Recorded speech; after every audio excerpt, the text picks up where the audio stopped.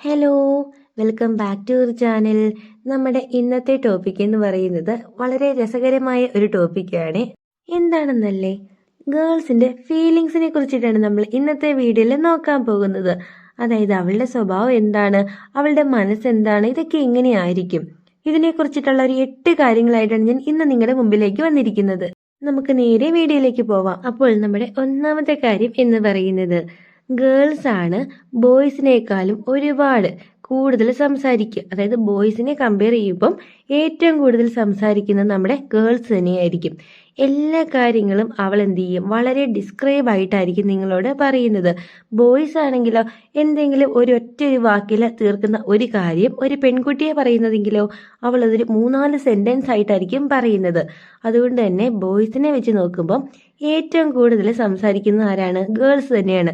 ഇതാണ് നമ്മുടെ ഒന്നാമത്തെ ഫാക്റ്റ്. ഇനി രണ്ടാമത്തെ കാര്യം എന്ന് പറയുന്നത്, ഒരു പെൺകുട്ടിക്ക് ആത്മാർത്ഥമായിട്ട് ഒരു ആൺകുട്ടിയോട് പ്രണയം തോന്നിയാൽ പിന്നെ അവൻ പറയുന്നതും ചെയ്യുന്നതും ആയിട്ടുള്ള എല്ലാ കാര്യങ്ങളും ശരിയാണ് എന്നാണ് അവൾക്ക് തോന്നത്തുള്ളൂ.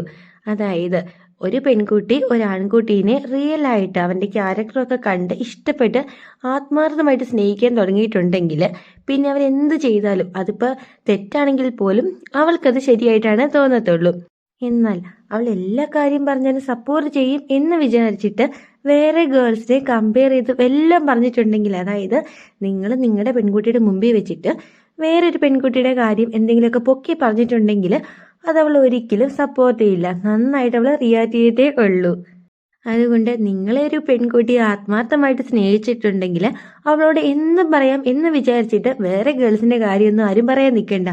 അങ്ങനെ പറഞ്ഞിട്ടുണ്ടെങ്കിൽ ലാസ്റ്റ് അതൊരു അടിയിലായിരിക്കും അവസാനിക്കുക.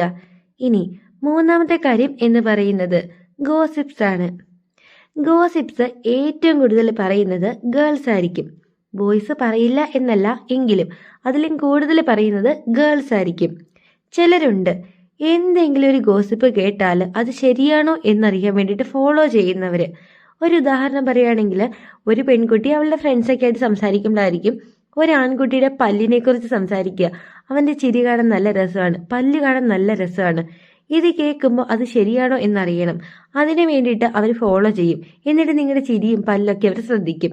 അങ്ങനെ ഏറ്റവും കൂടുതൽ ഗോസിപ്സ് എൻജോയ് ചെയ്യുന്ന ഗേൾസ് ആയിരിക്കും.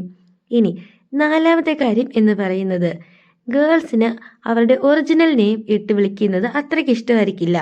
അതായത് അവരുടെ പെറ്റ് നെയിംസിലായിരിക്കും അവരെ വിളിക്കുന്നത് അവർക്ക് കൂടുതൽ ഇഷ്ടം.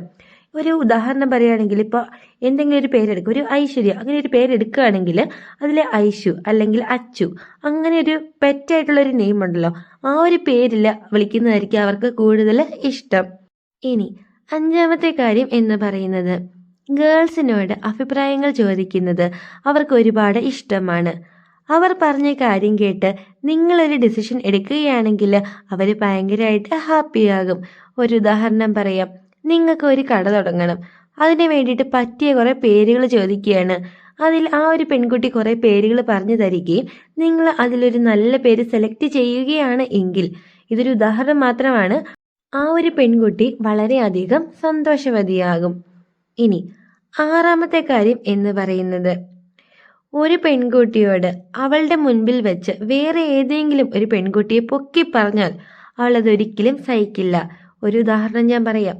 നിങ്ങൾ നിങ്ങളുടെ പെൺകുട്ടിയുടെ മുമ്പിൽ വെച്ച് പറയുകയാണ്, എനിക്കിതാ ആ പോകുന്ന പെൺകുട്ടി ഉണ്ടല്ലോ, അവളുടെ മുടി അല്ലെങ്കിൽ അവളുടെ അത്ര ഹൈറ്റ് ഉള്ള ഒരു പെൺകുട്ടീനെയായിരുന്നു ഇഷ്ടം, നിനക്ക് അത്രയും ഹൈറ്റും ഇല്ല അത്രയും മുടിയൊന്നും ഇല്ലല്ലോ എന്നാലും പറഞ്ഞിട്ടുണ്ടെങ്കിൽ അവിടെ തുടങ്ങുമായിരിക്കും നിങ്ങളുടെ പ്രശ്നങ്ങൾ. ഒരു പെൺകുട്ടിയും വേറൊരു പെൺകുട്ടീനെ പൊക്കി പറയുന്നത് സഹിക്കത്തില്ല.